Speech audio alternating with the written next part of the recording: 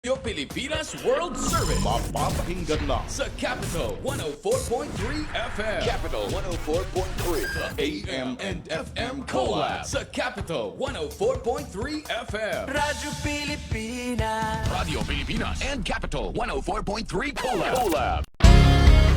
Paano nga ba mag-register para magkaroon ng schedule sa Bagong Pilipinas Presidential Action Center? Narito ang mga dapat gawin. Gamit ang iyong mobile device, pumunta sa eGovPH app. Pwede itong i-download mula sa Apple App Store o sa Google Play Store. Gumawa ng account. Ilagay ang email address, valid mobile number, pagkatapos ay makakatanggap ka ng one-time code sa iyong email.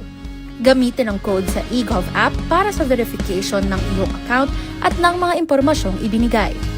Congratulations! Meron ka ng eGovPH app account. Pwede mo na ma-access ang iba't ibang serbisyo ng gobyerno kabilang ang mga serbisyo sa Bagong Pilipinas Presidential Action Center. Radyo Pilipinas. Radyo Publiko. Radyo Pilipinas. Radyo Publiko.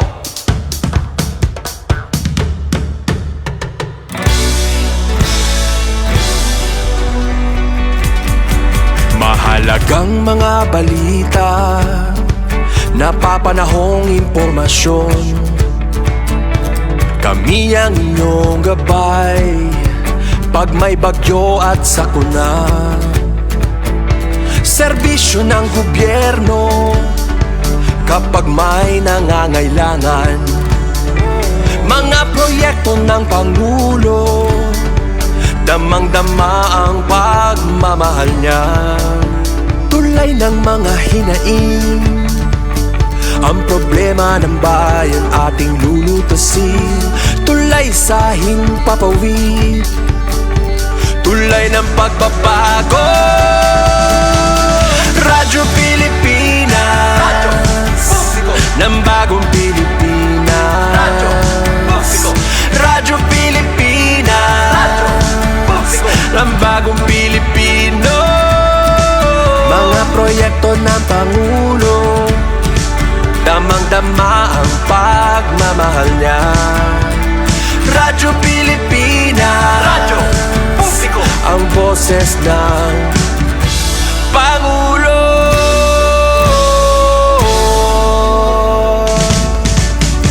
Karamay nyo kami, kahit malayo man kami nakakarating.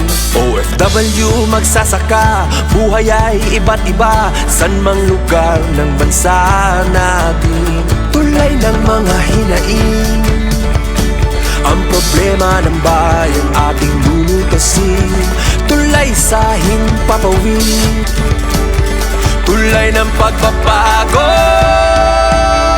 Radyo Pilipinas, Radyo Publiko. ng Bagong Pilipinas. Radyo Publiko. Radyo Pilipinas, Radyo Publiko. ng Bagong Pilipino. Mga proyekto ng Pangulo, damang-dama ang pagmamahal niya. Radyo Pilipinas, Radyo Publiko. ang boses ng Pangulo. Radyo Publiko. Radyo Pilipinas, Radyo Publiko. Radyo Pilipinas. Ito ang Presidential Broadcast Service Radyo Pilipinas, Radyo Publiko. ng Bagong Pilipinas para sa Bagong Pilipino. Naghahatid ng mahahalagang balita at impormasyon na guugnay ng pamahalaan sa sambayanan. Tulay sa himpapawid ng serbisyo publiko. Radyo Pilipinas. Radyo Publiko. Ang boses ng Pangulo. Sa Mega Manila 738. Radyo Pilipinas, Radyo Publiko. Sa buong Pilipinas, 6 na minuto makalipas ang alas 3 ng hapon.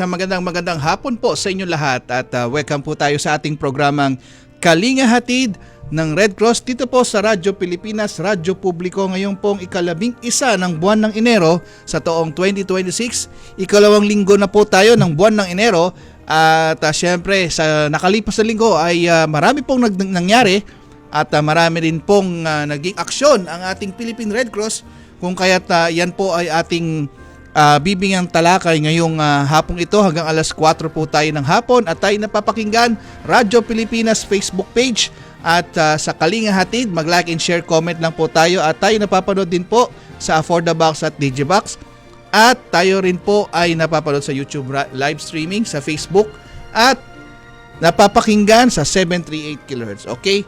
At nice nating pasalamatan ng bumubuo ng ating programa mula sa Presidential Communication Office, Secretary Dave Gomez, ang ating Direktor sa Presidential Broadcasting Service, Director Fernando Sanga, at ang ating Station Manager, Sir Alan Alyanige, at ang kasama ng iba pa dito sa ating programa, si Sir Ray Sampang, at sa technical side, Sir Oli Lopez, Ma'am Joy Timidan, at si Ma'am Tess Ramirez. Okay? At syempre sa atin sa Philippine Red Cross, ang ating Chairman and CEO Richard J. Gordon kasama ng iba pang Board of Governors natin at ng ating Secretary General Dr. Gwen Pang. Kasama yan ng mga chapters natin sa mahigit 100 chapters natin nationwide. Kanilang mga administrators, Board of Directors at Red Cross 143, Red Cross Youth. At speaking of ating mga volunteers, yan ang ating tatalakayin ngayong hapong ito. Volunteerismo sa gitna ng debosyon at panata. Yan po ang ating title ngayon. At mga kasama natin via Zoom, ang ating laging kasama sa ika-20 season ng ating programa, Governor Corazon Alma de Leon. Gob, magandang hapon po. Yes. Good afternoon. At ang message natin ngayon na hinanda this season, let us reflect on the beauty and majesty of our earth. May we open our hearts to the call for a universal communion with all of creation and embrace our guardianship of nature. I pray that each of us, in our own small ways, answers the call to care for our only home and to preserve this unique gift, a manifestation of God's unending, universal love for generations to come. May love, kindness, and peace be upon us all. At tamang-tama, merong pinadalang message ang ating Chairman and CEO, Yes po. Richard Gordon, na gusto kong basahin sa panimula ng ating programa. Ang sabi niya, "Well done to all. I deeply appreciate the courage shown by every volunteer and staff who supported this year's Nazareno operations. This has been the most difficult traslasyon in Philippine history. The procession lasted 31 hours, faced unexpected challenges with 2 broken wheels and a snapped rope that caused significant delays. Yet despite these obstacles, our team pressed on, tirelessly working over 48 hours on the ground to ensure the safety of our people. A special thank you to J. Lord, Leo, and Mark for leading with courage and commitment. To all our volunteers and staff, I salute you. You make the impossible possible, and the Filipino people are fortunate to have your dedication in every mission you undertake." Signed, Richard J. Gordon, Chairman and CEO. Maraming salamat, Chairman, sa iyong pag-acknowledge Yes po. sa nagawa ng Philippine Red Cross dito sa ating translation. Opo. Simulan na natin ang mga Yes. bisita natin. Opo. Ang naunang may retrato ay si Reynan A. Concepcion ng Valenzuela. No? At siguro sasabihin niya sa kanyang pagpapakilala ay ano ang dahilan bakit kayo nagtatrabaho sa bakit sa Philippine Red Cross kayo nagtatrabaho bilang volunteer. Go ahead, Reynan. Ikaw na unang may retrato. Si dyan. Reynan, hindi ba si Carlito ang ating guest? Reynan, good afternoon. Good afternoon po. Bali nakigamit lang po ako. Si Carlito Gante po yan, Gob Cora. Pero kasi ang pangalan, John Reynan A. Concepcion, mali. Oh. Nakigamit daw siya ng Zoom, Gob Cora. Zoom daw ni Reynan yan yung head. Opo. Okay, go ahead, go ahead. Good afternoon po, Gob. Good afternoon po, Sir Edison. Lalo po sa tanggapan po ng Radyo Pilipinas. Ayan, ako nga pala si Carlito Gante, 47 years old. Kasalukuyan pong volunteer po dito sa Philippine Red Cross Valenzuela City Chapter. Ayan, gusto ko lang pong mag-volunteer po dito para makasama po, para makatulong sa mga taong nangangailangan po ng tulong. Yun po. Okay. Nandito din si Lauren Vanessa Sumodebila, Volunteer PRC ng Pasay City Chapter. Pwede kang lumabas na ngayon, Van? On cam tayo, ma'am. Si ma'am na Lauren na Vanessa Somodebila. Yes po, hello po, magandang hapon po sa lahat. Tama, Lauren, ano? Yes po, Okay. Lauren Vanessa po. Okay. Lauren. Bale, ako si Lauren Vanessa Sumodibila po. Kasalukuyan po, volunteer po ng Pasay City Red Cross po. And ano po ako, nurse po. A nurse. So, kasalukuyan po, working po ako sa isang school po. So, school nurse din po ako. And ayun, the same time, anong tawag dito? Ano po ako, volunteer po ni Pasay ng matagal na panahon na. Wow. Matagal na panahon na talaga. Opo. Medyo Siguro matagal na siya. Ang unang tanong, anong mga natutunan mo bilang isang volunteer sa Philippine Red Cross? Kasi matagal ka na eh. Po, sobrang dami po, ma'am. Bale, ang natutunan ko po dyan is yung pagiging responsible in times of emergency, disaster, or kung ano pa man pong iba to ng kumbaga, ng magiging mga eksena po, kumbaga, pag may mga emergency po. So, syempre, yung pagiging responsable sa mga gagawin, at the same time po yung kailangan medyo mabilis po ang ating pag-iisip, magdesisyon sa mga bagay-bagay, lalo na syempre emergency po ito. So life-threatening man o hindi po, syempre kailangan po nating paunahan ng ating kumbaga, ano po bang ano nito? Ayun, teka mo, nakakabahan ako. Kinakabahan daw siya, Gob. Anyway. Pero ayun po, kumbaga, ang ano lang po doon is yung leksyon po sa pagiging volunteer ko, sobrang nagamit ko po siya especially for me po. So nagamit ko siya sa work po. Talagang sobrang hindi ko alam, sa akin po kasi parang normal na siya. Pero sa iba po pala kasi iba yung impact nung ginagawa ko. Kasi nga po sabi ko, ay sanay po kasi ako na ganyan po yung ginagawa, yung effort po. The same time kung paano yung work attitude po pagdating po sa Red Cross. Kumbaga, kahit na sabihin po natin na ang dami-dami pong ginagawa na mga, kumbaga sabay-sabay, nandun pa rin po yung Kasi ang topic natin ngayon, kwento ng mga volunteer sa operasyon ng PRC sa Feast of Jesus of Nazarene 2026. So Ayan. siguro ang tanong, ano-ano ang mga natutunan mo ngayong taon sa pagkaka-deploy mo? Oo. Na-deploy ka ba sa translasyon? Ilang taong ka? Na-deploy po ako. So, na-deploy po ako ng almost 5 years na po na consecutive sa translasyon po. So, yun po. Kumbaga natutunan ko po dyan is talagang nandun yung masasabi natin yung debosyon ng tao, nandun po. Sa amin din po as a volunteer po, kumbaga parang nandun kami na nagde-devotion po, then kahit at the same time po, kumbaga nandun kami para mag-serve po sa mga tao na nandun para kumbaga hindi sila masyadong mahirapan, para hindi na din po nila masyadong isipin yung kunyari nagkaroon po ng sakuna, nagkaroon ng emergency. Alam nilang may mga taong aagapay po or may taong tutulong sa kanila doon sa parte po na yun. kunyari po may mga nasugatan, ganyan. Ayun yung ano po, yung mga nare-reflect po sa akin kapag ano.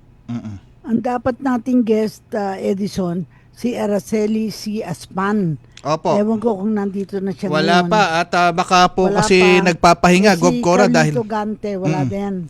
ito si Carlito Gante po, yung Reynan. Siya na nag-guest dito. Opo. Siguro ang tanong natin, ano-ano ang nai-apply nyong pagbabago o karanasan na natutunan nyo sa mga dating deployment nyo sa translasyon? Kasi ngayon ang nangyari natin ay sumobra, inabot ng the following morning. Di ba? Yes. So siguro ikwento ninyo yung karanasan para makita ano yung naging problema, ano ang magandang balita, ikwentuhan nyo kami. Oo. Si Carlito, Carlito, go ahead. anong trabaho mo doon sa First Aid Station? Translasyon. Bali, pasama po ako sa ambulance operation po. Ah, Bali, so, leader po ako sa ambulance. Ayan, sa almost 48 years po na duty po natin. so walang pahinga. Opo. So, dati po ako nag-start ng napasama sa translasyon ng 2016 hanggang ngayon kasalukuyan po. Bali, ito na po yung pinakamahabang oras na duty po natin itong 2026. Tapos, ayan, siguro po yung nabawasan yung takot ko sa anumang mangyari dahil naman ko po na hindi ako pababayaan ng mga kasama ko at mga ibang tao po. Siguro, ang tanong, ano din ang karanasang hindi mo makakalimutan na karanasan bilang isang volunteer sa Philippine Red Cross? Pareho kayo. Si Van at saka si Carlito mag-answer. Si Carlito Karanasang muna. hindi makakalimutan. Carlito muna. Sir Wala Carlito, kang audio. nakamute ka. Ayun. So, ako na po. Ang hindi ko po makakalimutan po is yung pagod at puyat na ayun, pag-duty po natin ng almost 48 hours tapos umabot po hanggang tanghali po yung pagpasok po ng Puon ng Nazareno sa simbahan. And yun lang po. Siguro sa pagod at puyat, naranasan ko na po yung nalagpasan ko na po ulit. So sana po sa susunod, malalampasan pa rin natin ulit. Ikaw ba yung driver o ikaw yung nagpapasok ng pasyente sa ambulansya? Bali, Sir Edison, ako po yung team leader po ng ambulansya po. Team leader ng ambulansya. So ano yung experience mo na, 'di ba, syempre yung ambulansya natin nasa ganitong lugar and then bigla kang hahawi ng mga tao and then paano mo ito minamanage? Tapos kailangan madala yung pasyente agad sa pinakamalapit na ospital yan tama ba ako? Apo, Sir Edison. So, ayan, pinakamahirap lang po kasi yung rota natin pagdating ng ambulansya. Mahirap maghanap ng way dahil minsan po kasi di po tayo pinapadaan sa barikada.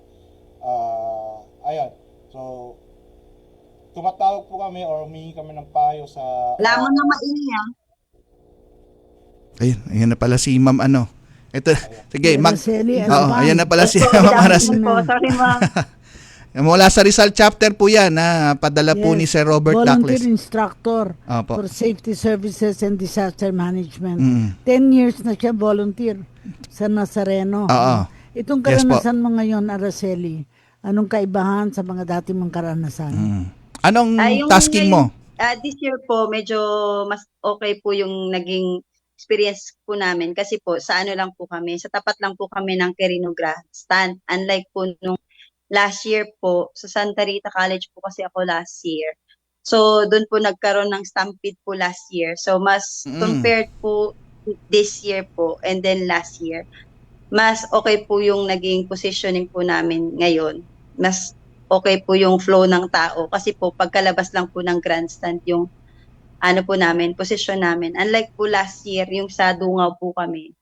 So mas high risk po kami last year. Unlike po now na sa tapat lang po kami ng grandstand. Saan ba dumaan simula sa grandstand? Anong dinaanan na ng mga tao? Yung lang po, yung usual lang po, yung pagpalabas po ng grandstand, doon lang po naman kami sa gilid po, doon lang po kami banda sa may Calao Street, nakapesto. Tapos, So, dadaan hindi kayo sa naman po tulay. kami. So, ang inaano lang po nun is yung daloy lang po ng tao. Mm. Is hindi naman, inaantay lang po namin kung halimbawa po biglang meron pong maiipit or kaya po mahihimatay. So, doon lang naman po kinukot yung attention namin. So, Pero dumaan ka sa naka-standby lang Quezon din po kami. Bridge. Dumaan ba kayo sa Quezon Bridge? Tumulay? Ay, hindi po. Hindi Doon na. na lang po kami sa sa may Quirino Gardens lang po kami. dinalahan Unlike po doon ng years mga tao. ago, Yes. yes po, unlike po years ago po kasi na sumusunod po yung yung ambulansya kung saan po papunta yung tao. Ngayon po mas maayos na po yung management po. Okay. By station na po kami. So pagkatapos po dumaan sa station po namin, yung mga ibang volunteers na po nadadaanan, sila naman po yung mag-cover ng mga emergencies po at saka ng incident po doon. Unlike po dati na sumusunod po kami doon sa agos ng tao. Si Van ay galing sa Pasay. Saan naman kayo nag-abang, Van? Ma'am, bali ang posisyon po namin nung nitong translation po is translation dito sa Calao po, corner Ross Boulevard. Doon po kami. Bali sa Saan kayo nakarating? Saan mismo simbahan, di na? Hindi, lumipat lang po kami after po matapos ng pahalik dito po sa side ng ng Museyong Pambata po. Bumalik muna po kami ng station which is dun sa Cartilla po. Then nag-wait po kami kung saan po ang next namin, positioning po. Napunta po kami dito sa may TIP po, sa may Arlegui na po. Doon na po kami naghintay po. For standby po kami ng ambulance po and foot Okay. patrol. How about Carlito? Saan kayo na-deploy? From Valenzuela, bumiyahe kayo ng ano ang dala niyong sasakyan? Bali, ang dala po namin sa sakyan po, ma'am, is ambulance, saka 3 Ambulansya, oo. Bali, naka-assign po kami sa San Sebastian Church sa may tapat po ng DSWD po. Sa larawan dito nakikitang may dalang tao na nakahiga at saka may ambulansya. Saan lugar ito?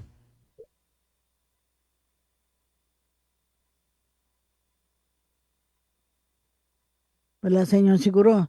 Hindi nyo nakita kung saan yun. Di bali na. Sa pagpapatuloy natin ay gusto kong isipin ninyo ano ang pakiramdam ng isa kang volunteer ng Philippine Red Cross. Kasi volunteers kayo, no? And ano yung pakiramdam ninyo bilang volunteers? Bago tayo station break.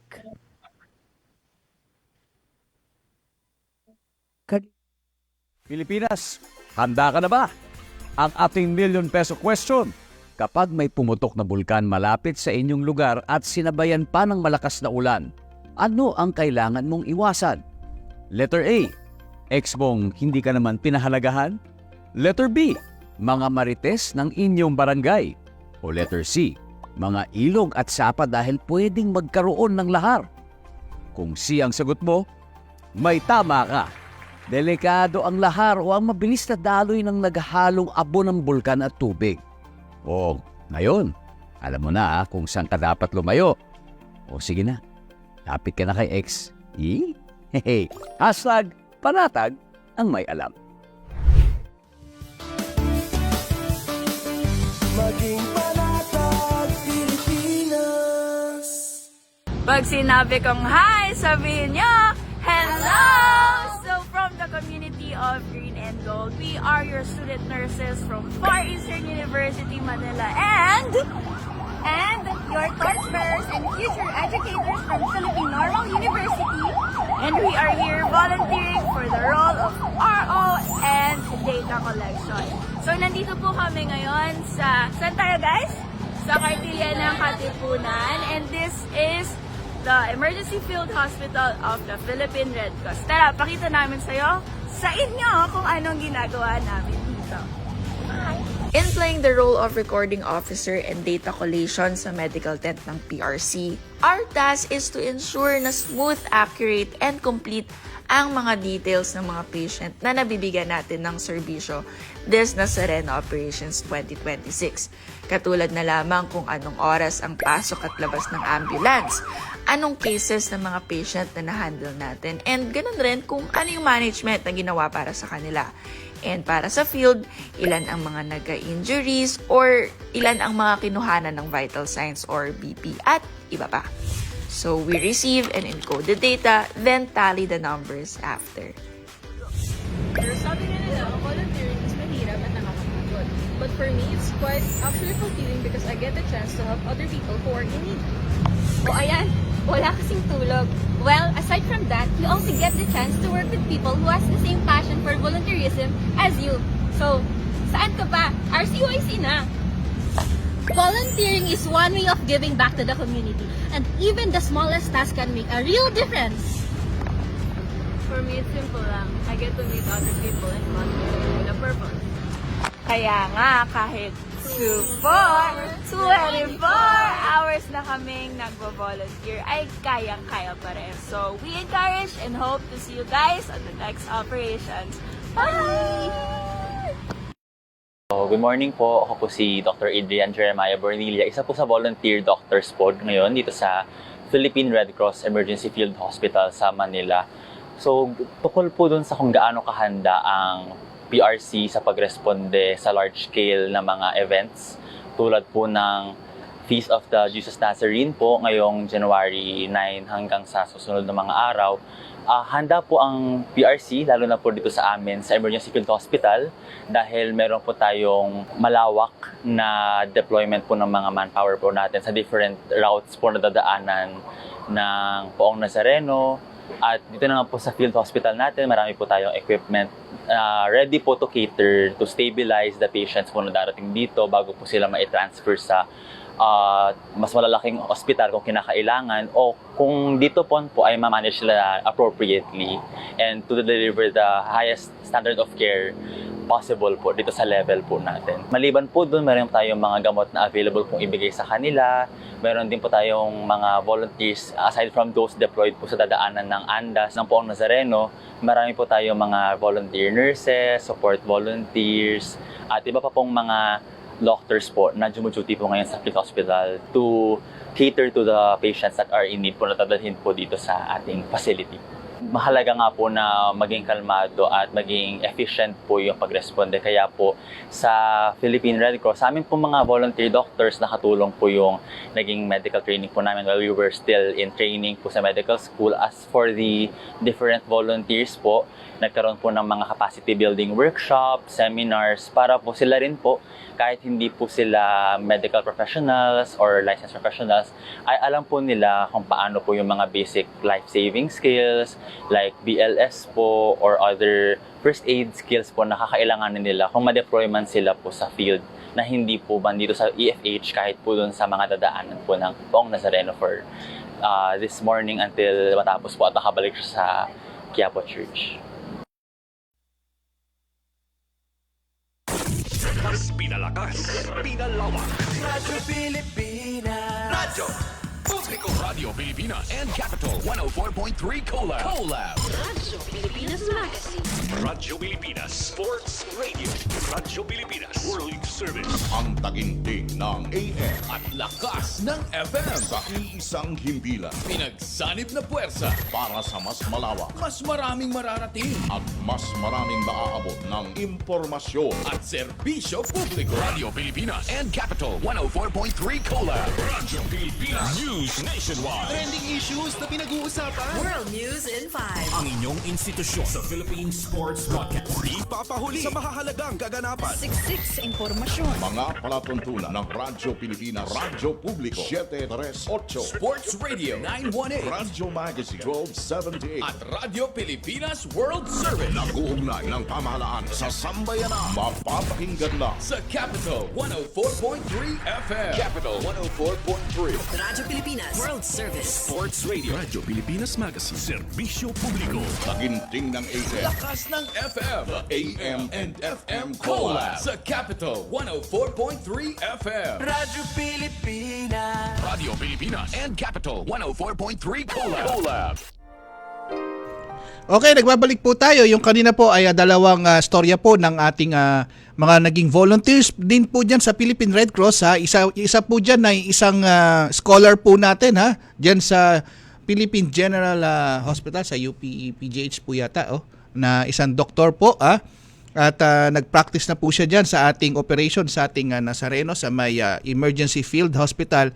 At ibigay lang po natin itong balita po na mula sa ating national headquarters na noong nakaraang traslasyon tayo po ay nakapag-asiste ng mahigit 6,000 katao ha. Tayo po ang maraming natulungan ha dahil bukod po doon sa ating mga natulungan sa first aid station, mga pasyente na may total na 856 ha. Ito po yung mga vital signs monitoring, minor cases, vital signs monitoring natin, yung mga nagpa-blood pressure, nagpa-check up kung ayos yung kondisyon ng katawan, ay 415. 419 po, 409 yung mga minor cases po natin at ilang major cases, I think 13 and then 19 po yung nadala sa atin sa ating ospital at marami rin po tayong nadala sa ating field hospital ha. Meron po tayong 44 na pasyente dyan sa may KKK Monument po yan ha, sa pangunguna po yan ng kanilang manager na si Sir Mark Alvin Abrigo. Yan po ang nangasiwa dyan ha. At sa mga first aid stations naman po natin ang ating manager na si Sir J. Lord Abrigado. Samantala meron din tayong mga iba't ibang kagamitan na ipinakalat kagaya po ng ating Humvee at ang ating rescue boat na makikita doon sa may Pasig River. Siyan po ay sa pangunguna ng ating manager na si Sir Leonardo Ibao, ang head po ng ating Emergency Response Unit at manager din po ng ating Safety and Security. At syempre sa welfare natin ha, meron tayong 2,204 na naasistihan ha. At kabilang dyan yung mga nawawalang mga bata, mga nawawala doon sa pamilya at nahanap po natin sila ha, nahanap po natin yung mga nawala na yan ha, kagaya po yung meron tayong 6 na katao na binigay nahatid natin muli sa kanilang mga pamilya. Ayan po ang naging trabaho ng ating Philippine Red Cross ha. Tumagal po yan ng sabi po nila ay 30 hours and 50 minutes and 1 second ha. Almost 31 hours po so ito na po daw yung pinakamahabang traslasyon sa kasaysayan ng Nazareno ng traslasyon po. Magbalik tayo, Gov Cora. Yes, ang tanong naman natin, ano ang mga di nyo malilimutan na ka-experience bilang isang volunteer sa Philippine Red Cross? Hindi lang limited sa traslasyon pero pagiging volunteer. Ikwento ninyo tatlong mga bisita natin na hindi nyo makakalimutan karanasan. Simulan natin kanina, hindi na ako kay Araceli. Dahil ikaw ay 10 years na as volunteer. Ayan. For Nazareno. 11 years na po akong volunteer ni Philippine Red Cross. Okay. Pero po sa Nazareno po, 2016 po ako nag-start na mag-volunteer. So, Meron ka ba yung natatanging karanasan? yung natatangi pong karanasan as a volunteer ni Red Cross. So, yung translasyon po kasi, so siya po yung nilook forward naming mga volunteer. Talaga, dahil po sa Red Cross, major operation po natin siya pag sinabi po nating translasyon. So, yung translasyon po, pag nakapag-serve ka po sa translasyon, malaking bagay na po yun para sa amin na volunteer. Bakit? Kasi po, paglilingkuran mo po yung kapwa Filipino mo doon sa translasyon. So, yung hindi ko po malilimutan na experience ko po sa translasyon is yung naipit po kami nung Andas. So, kasi po meron po kaming tinakbo na pasyente. So, pagtakbo po namin ng pasyente, so nauna po yung may hawak ng stretcher. Ng stretcher. Sila na po nauna. So, yung mga yung mga kasama po na volunteer na iba, naiwan na po. So, hindi po namin napansin na yung Andas po pala nasa kanto na. So, ang ending po, naipit kami ng daloy ng tao. So, yung kasama ko po na isang volunteer, so ang ginawa na lang po namin, naghanap kami ng safe na lugar. Parang sa tabi po yun ng grocery. Tapos, naka meron po dong mga nakapark na mga tricycle. So, ang ginawa po namin nung co-volunteer ko, sumiksik na lang po kami dun sa gilid ng tricycle. Kasi po, pag dun kami sa unahan, may mga tao din po na nakatungtong dun sa mga sasakyan, pati po dun sa mismong tricycle. So, during po nung nandun kami, so dahil po naka-Red Cross t-shirt kami, meron po talagang mga tao na alam naman po nila na delikado na tumalon doon sa mismo pong andas para po maabot nila yung Nazareno. Ang ginagawa po nila, binubuwis buhay po nila yung sarili nila. Ultimo po babae, doon ko lang po nakita na tumatalon po, galing po doon sa kabilang lugar, papunta po sa andas, para lang po mahawakan yung puon. Kasi po ang problema, dahil pong maraming pong lubid, nahawak po yung mga ano po doon, mga hermano po doon. So yung babae po, naipit po siya nung lubid. So, nahirapan po siyang huminga. So, ang ginawa po ng mga tao, dahil po nakatang Red Cross kami, sabi, may Red Cross dito, binigay po sa amin yung yung tao. So, ang ginawa na lang po namin ng kasama namin, although naipit po kami doon, sinama namin doon, na-manage namin. Pero pinakiusapan po namin yung mga tao po sa paligid na kung halimbawa pong magkakaroon po ng emergency, hindi po namin kayang i-cater na yung iba. Kasi dalawa lang po kami doon sa lugar at saka hindi po safe para po doon sa magiging pasyente namin na doon namin sila mismo i-first aid. Kasi po dapat sa ligtas na lugar po namin sila fina-first aid. Yung mismo pong volunteer, hindi po safe doon sa lugar na yon. Pero nairaos naman po, awa po ng Diyos, awa po ng poon. Nakita naman po namin yung mga nahirapan pong huminga kasi matitigas po na ulo ng mga deboto. So, yun po yung sa totoo lang, maraming sumasali dyan dahil may sakit sila. Merong hinihingi sa puon. Kaya understandably, hindi mo mapipigilan yung mga taong may problema na may health condition na pumunta dyan dahil may hinihingi sila sa puon. Anong karanasan mo naman, Van, sa mga nagpunta dyan at kayo nung mag-volunteer kayo? Then, susunod ko si Carlito.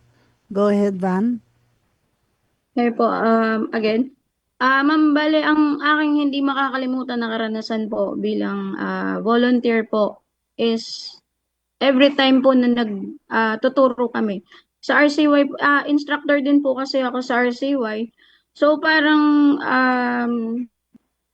dun sa pagtuturo ko po sa RCY, nagkakaroon po ako ng chance para manghikayat po sa mga bata or kung meron man pong mga around college po na mga students natin, nagkakaroon ako ng chance para hikayatin sila na maging volunteer din po. Then sinishare ko din po yung mga experiences ko sa kanila bilang first aider, instructor, and anong tawag po dito, yung sa mga blood donations, halos lahat po ng services talagang ine-explain ko din po sa kanila. And nakaka-fulfill lang po sa pakiramdam ang makita mo sila na nandun po sa part na nagiging instructor na din. Tapos yung iba talagang pinupush po yung pag-volunteer nila to the highest level, parang ganun po. Yung mga nagiging experience po. Tsaka yun. Sobrang happy lang nakita sila. Ang next question, ano naman ang challenge? Kay Carlito, anong challenge sa isang volunteer? Ayan po, Gob. Siguro ang pinaka-challenge ko po bilang isang volunteer ay yung pagsuot ko po ng uniform po ng Red Cross. Dahil po, pag nagsuot po tayo ng uniform po ng Red Cross, dapat po handa po nating gampanan lahat ng mga tulong na lumalapit po sa atin. Kailangan po magampanan ko na maayos. Ayan, may rely ko ng tama, masagawa ko ng tama. Bali yun po, yung pinaka-challenge ko po siguro. Kasi ang volunteer, hindi iniinda kung ano mangyayari sa kanila. Kailangan talaga may skills, may knowledge, at alam kung ano gagawin in case of emergency. Alam ko meron 3 namatay. Tama ba ako dito sa huling translation? Meron bang nalaman niyo ba kung sino yung mga namatay at bakit? Hindi tayo nag-cater noon, Gob Cora. Naidala yon sa ibang first aid station. Pero yan po nga, ay... Pero ang ibig ko sabihin, hindi nyo ba nabasa sa dyaryo later on kung ano nangyari. Kasi kahit na hindi kayo involved, dapat natin malaman kung ano nangyari sa ating kapaligiran. Anyway, hindi na natin at last na tayo episode. Gusto kong malaman na siyempre ang tanong nais mo bang ipagpatuloy ang pagiging volunteer sa Philippine Red Cross? At ano-ano ang pang naging challenges sa inyong hinarap? Ayan, unahin natin si Repeat the same question. Balikan natin si Carlito, tapos si Van, tapos si Araceli. Go ahead, Carlito. Ayan po, ma'am. Ano pa yung challenge? Ayun, opo, hanggat kaya ko po tumulong, hanggat kaya ko pong mag-volunteer sa Red Cross, papagpatuloy ko po ang pag-volunteer dahil masarap po mag-volunteer po dito sa Red Cross, lalo po dito sa Valenzuela City Chapter dahil po napakabait po ng mga tao po dito, masyado po silang makalinga sa mga volunteer, ayun, hindi sila nagkukulang sa mga pangarap po sa amin once na may mga pupuntahan kaming deployment, may mga pupuntahan kaming responde. So ayun po, ginagabayan po nila po kami. At matagal na ka volunteer, di ba? Parang time pa yata ni Ma'am Chris, nakikita na kita sir sa Valenzuela, tama ba ako? Panahon pa Ako Sir Edison, bali nag-start po ako mag-volunteer since 2015 hanggang ngayon po. Ayun. Sunod naman si Loren naman. Loren. Yun po.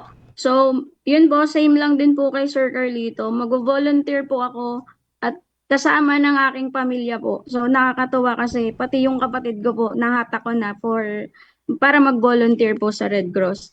And yun nga po, syempre meron po tayong mga challenges na hinaharap. Kasi syempre, katulad po ng sa akin, working po ako, pero may mga sacrifices po ako na kailangan gawin para lang po ma-fulfill ko ang pagiging volunteer ko po sa Red Cross. I-repeat ko yung message ni Chairman Gordon. To all our volunteers and staff, I salute you. You make the impossible possible. So ano yung karanasan mo na Araceli na yung akala mo imposible pero naging posible? Go ahead, Araceli. Yes.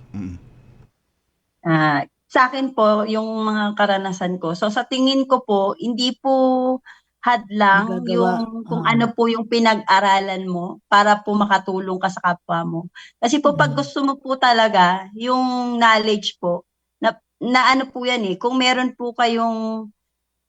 pong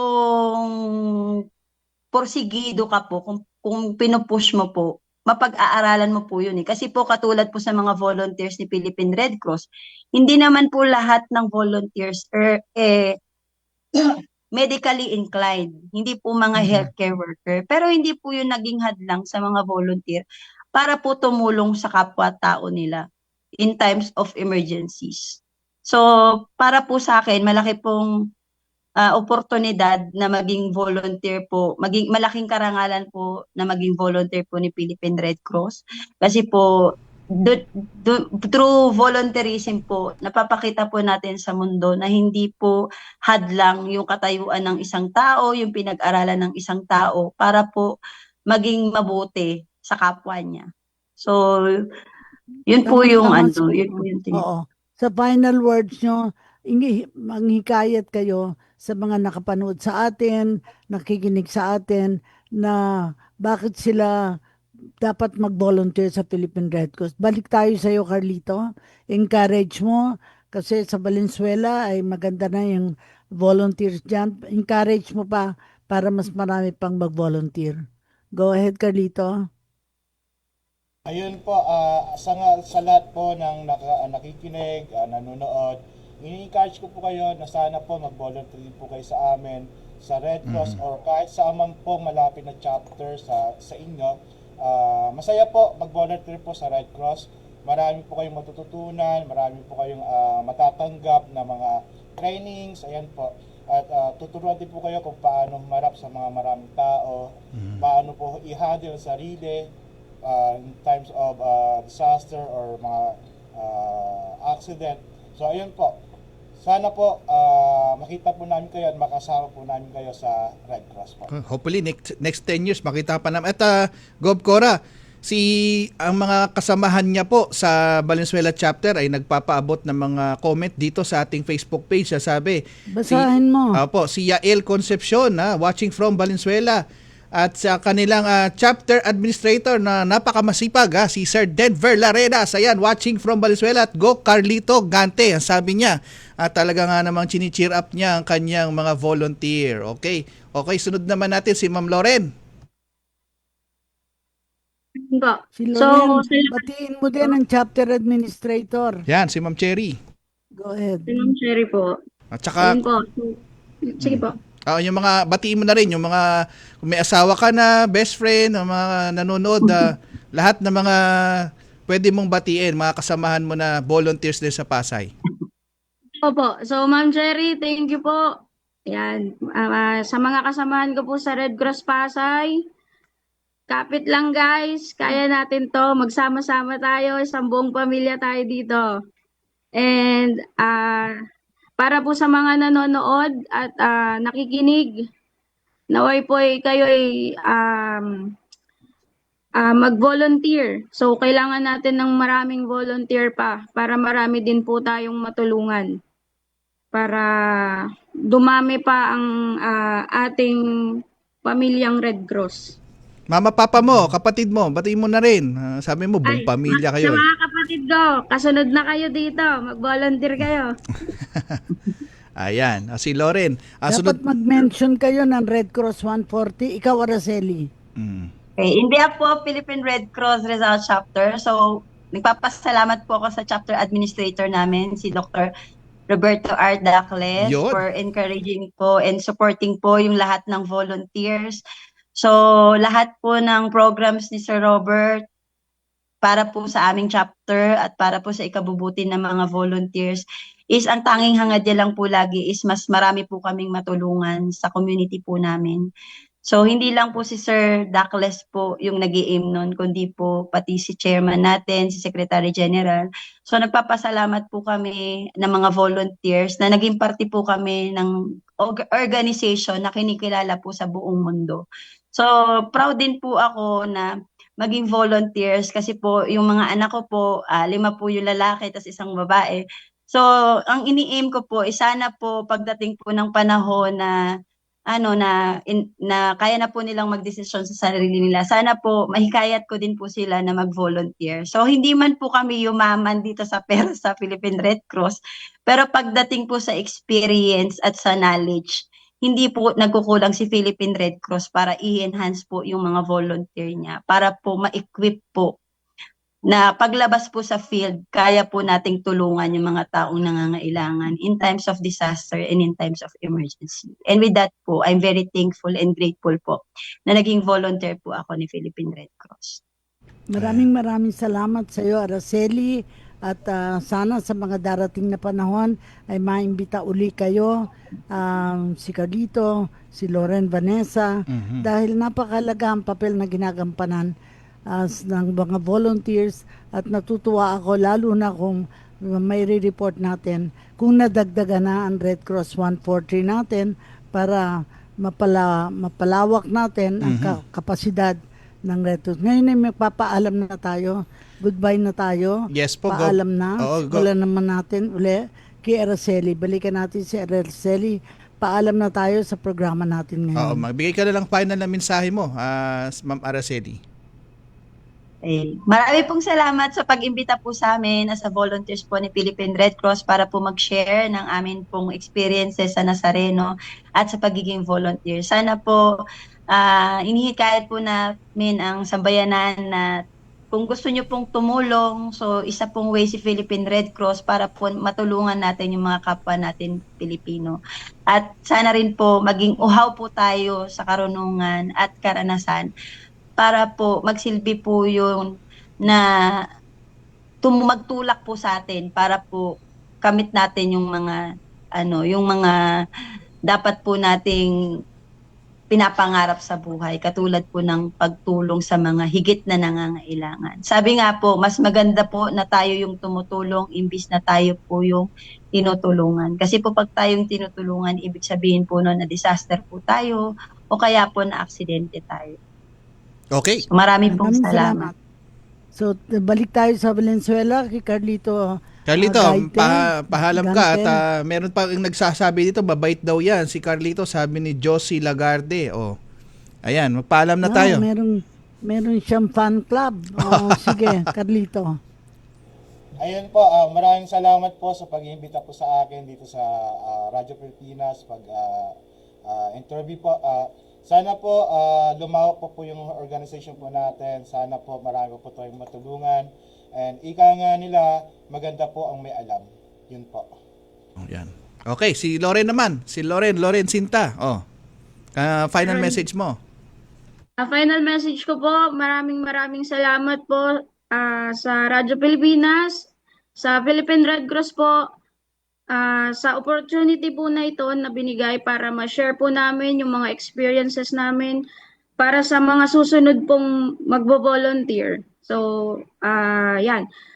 Sana po magkaroon pa po ng maraming segment po na ganito para sakaling mapanood or marinig man po ng iba na may maging mahikayat namin sila na mag-volunteer para makasama namin sa mga operations kung meron man po or events, ayan, yung mga ganun po.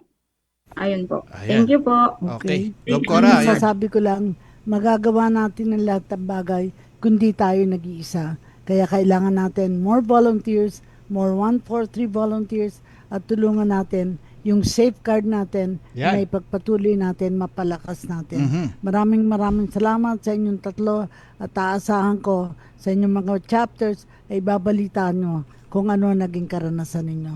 Edison, your turn. Opo, at nagpapahabol pa ng comment ito si Sir Robert Dacles, ang ating administrator dyan sa ating Rizal chapter. Good afternoon po, Gob Cora, sabi niya, at kay sa akin. At kay Yuki Fernandez, sabi niya, go Sir Carlito. At syempre, nais natin na pasalamatan lahat po ng mga na-involved dito sa ating, especially itong ating tatlong naging panauhin ngayong hapong ito. Si Ma'am Araceli, si Ma'am Loren at si Sir Carlito, magiging bahagi po kayo ng kasaysayan nito dahil talaga nga naman ito yung tinasabi ng longest translasyon in the history po ng Nazareno, at talagang pag nagkaroon kayo ng mga anak or what sa susunod ng mga henerasyon, may masasabi nyo, part ako dyan, naging parte ako dyan, at ito mga nagawa ko. Ayan. At syempre, nais nating muling pasalamatan ng mga bumubuo ng ating na-involve sa translasyon, na lahat ng NCR chapters natin.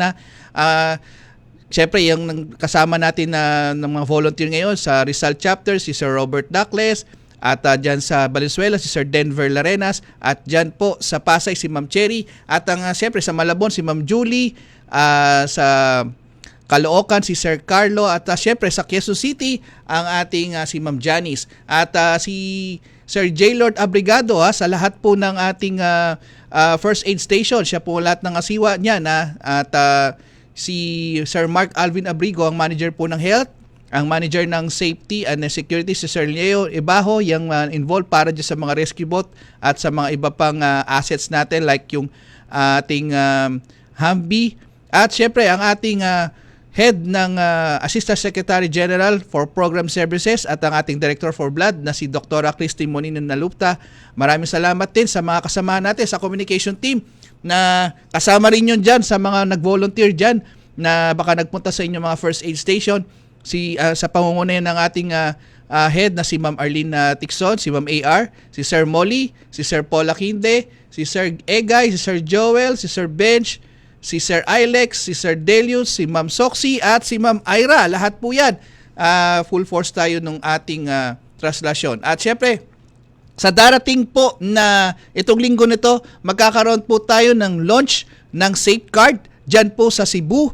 At meron din po tayong distribution. Probably ito po ay magaganap sa Miyerkules, January 14.